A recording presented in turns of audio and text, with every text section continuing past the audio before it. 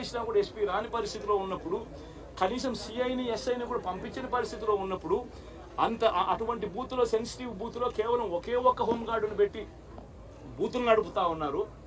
అటువంటి పరిస్థితిలో అన్యాయం జరుగుతూ ఉందని చెప్పడం కోసం, అన్యాయం జరుగుతూ ఉన్న వాళ్ళ పక్షాన్ని నిలబడడం కోసం ఎమ్మెల్యే లోపలికి పోయి ఈవీఎంను పగలగొట్టే కార్యక్రమం జరిగింది. ఎందుకు ఈవీఎంలో నిజంగానే ఎమ్మెల్యేనే రిగ్గింగ్ చేసుకుంటా ఉంటే, ఎమ్మెల్యేకి అక్కడ నిజంగానే ఎమ్మెల్యే పరిస్థితి అంత బాగుండింటే ఎందుకు ఎమ్మెల్యే ఈవీఎం పగలగొడతాడు? అక్కడ పరిస్థితి బాగలేదనే కదా, అన్యాయం చేస్తా ఉన్నారనే కదా.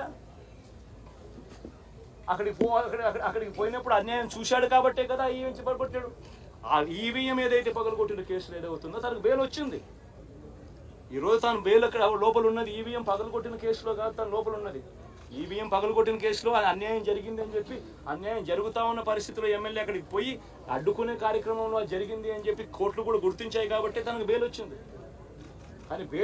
కానీ మళ్ళా తర్వాత ఏం జరిగింది? ఆ ఇన్సిడెంట్ జరిగిన 10 రోజుల తర్వాత, ఆ ఇన్సిడెంట్ జరిగిన 10 రోజుల తర్వాత, అంటే మే 23వ తారీఖున ఎమ్మెల్యే అక్కడికి వెళ్ళి హత్యాయత్నం చేశాడట. పదే పోలింగ్ బూత్లో హత్యాయత్నం చేశాడంట. ఎవడన్నా బుద్ధునోడు ఎవడన్నా నమ్మదానికి ఉందయ్యా? ఎవడన్నా ఎమ్మెల్యే అనేవాడు అక్కడికి పోయినప్పుడు వాళ్ళు చేస్తా ఉన్న రిగ్గింగు, ఎమ్మెల్యే దానికి అడ్డుకునే కార్యక్రమం చేస్తా ఉంటే ఎమ్మెల్యే అక్కడికి పోయి ఎమ్మెల్యే హత్యాయత్నం చేస్తాడా? చెప్పడానికైనా హద్దు పొద్దు ఉండాలి కదా. 10 రోజుల తర్వాత ఎమ్మెల్యే హత్యాయత్నం చేశాడని చెప్పి కేసు పెడతారు 10 రోజుల తర్వాత. ఇప్పుడు నిజంగానే అటువంటి ఇన్సిడెంట్ జరిగిందంటే సిట్టు 17వ తారీఖు నుంచి, మే 17వ తారీఖు నుంచి 20వ తారీఖు లోపల మధ్యలో ఇచ్చిన రిపోర్ట్లో, ఆ సిట్లో అది చెప్పాలి కదా, ఇది జరిగింది, ఎమ్మెల్యే అనే వ్యక్తి హత్యాయత్నం చేసే కార్యక్రమం చేశాడు అని చెప్పి రావాలి కదా. మరి ఎందుకు సిట్ రిపోర్ట్లో రాలేదు? ఈ రకంగా ఒక మనిషిని కేవలం 4 సార్లు ఎమ్మెల్యే, తాను 2000 కన్సిస్టెంట్గా 4 సార్లు ఎమ్మెల్యే గెలిచాడు. 2009లో గెలిచాడు, 2011లో గెలిచాడు, 2014లో గెలిచాడు, 2019లో గెలిచాడు. ఒక మనిషి కన్సిస్టెంట్గా 4 సార్లు ఎమ్మెల్యేగా గెలుస్తూ వస్తున్నాడు అని అంటే ఆ మనిషి మంచోడు కాబట్టి గెలుస్తూ వచ్చాడు, ఆ మనిషి మంచోడు కాబట్టి ప్రజలు ఆశీర్వదిస్తూ వచ్చారు. అటువంటి వ్యక్తిని తీసుకొని వచ్చి తప్పుడు కేసులలో ఈ మాదిరిగా బిగించడం ఎంత మటుకు ధర్మం? ఈరోజు ఒక్క రామకృష్ణారెడ్డి ఒక పరిస్థితే కాదు, రాష్ట్ర వ్యాప్తంగా ప్రతి గ్రామంలోనూ కూడా ఇదే కార్యక్రమాలు జరుగుతూ ఉన్నాయి. ప్రతి ఒక్కరూ కూడా వాళ్ళ స్థాయిలో రెడ్ బుక్స్ అని చెప్పి రెడ్ బుక్లు పెట్టుకొని ఉన్నారు. చంద్రబాబు నాయుడు స్థాయిలో చంద్రబాబు నాయుడు ఒక రెడ్ బుక్, లోకేష్ స్థాయిలో లోకేష్ ఒక రెడ్ బుక్, ఎమ్మెల్యే స్థాయిలో ఎమ్మెల్యే ఒక రెడ్ బుక్, మండల స్థాయిలో మండల నాయకుడు ఒక రెడ్ బుక్, గ్రామ స్థాయిలో గ్రామంలో ఇంకో రెడ్ బుక్, గ్రామ స్థాయిలో ఇంకో నాయకుడు, గ్రామ స్థాయిలో ఇంకో రెడ్ బుక్లలో పెట్టుకొని ఏం చేస్తూ ఉన్నారు? అతి దారుణంగా అన్యాయంగా ఆస్తులు ధ్వంసం చేస్తూ ఉన్నారు. రాష్ట్రం మొత్తం దాన్ని చూస్తూ ఉంది, కానీ ఎవడు మాట్లాడడం లేదు.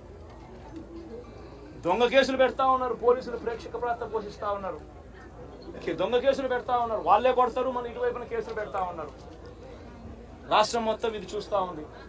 చీని చెట్లు నరికేస్తా ఉన్నారు, ఆస్తులు ధ్వంసం చేస్తూ ఉన్నారు, కనిపిస్తూ ఉంది. ఎమ్మెల్యేలు ఏకంగా జేసీబీల మీద, పొక్లేన్ల మీద ఎమ్మెల్యేలు స్వయంగా తీసేసి ఏకంగా పోయి బిల్డింగ్లు పగలగొట్టే కార్యక్రమాలు చేస్తూ ఉన్నారు. ఇంతటి దారుణంగా నిజంగా చేస్తూ ఉన్నారు అని అంటే ఎల్లకాలం ప్రభుత్వం మీది కాదు, ఎల్లకాలం రోజులు మీయే ఉండవు చంద్రబాబు, అది గుర్తుపెట్టుకో. మీ పాపాలు పండుతూ ఉన్నాయి వేగంగా. ప్రజలు దీన్ని క్షమించని పరిస్థితుల్లోకి వస్తారు. ఖచ్చితంగా మీకు బుద్ధి చెప్పే పరిస్థితులు రోజులు కూడా ఉంటాయి. శాతనైతే మంచి చేయండి, మంచి చేసి ప్రజల మనసులు గెలుచుకుని ఓట్లు ప్రజల మనసుల్లో స్థిరస్థాయిగా నిలబడే కార్యక్రమం చేయండి. కానీ తప్పుడు రాజకీయాలు ఈ మాదిరిగా నువ్వు ఒక్కరివే చేస్తావు అనుకుంటా ఉన్నావు. ఇదే మాదిరిగా కొనసాగితే రాష్ట్రంలో ఒక తప్పుడు సాంప్రదాయానికి నువ్వు నాంది పలుకుతా ఉన్నావు. నువ్వు వేసే ఈ బీజం, నువ్వు వేసే ఈ తప్పుడు సాంప్రదాయం, రేపొద్దున నువ్వు వేసే ఈ బీజం చెట్టు అవుతుంది. రేపొద్దున నువ్వు ఏదైతే ఇత్తుతావో అదే పండుతుంది.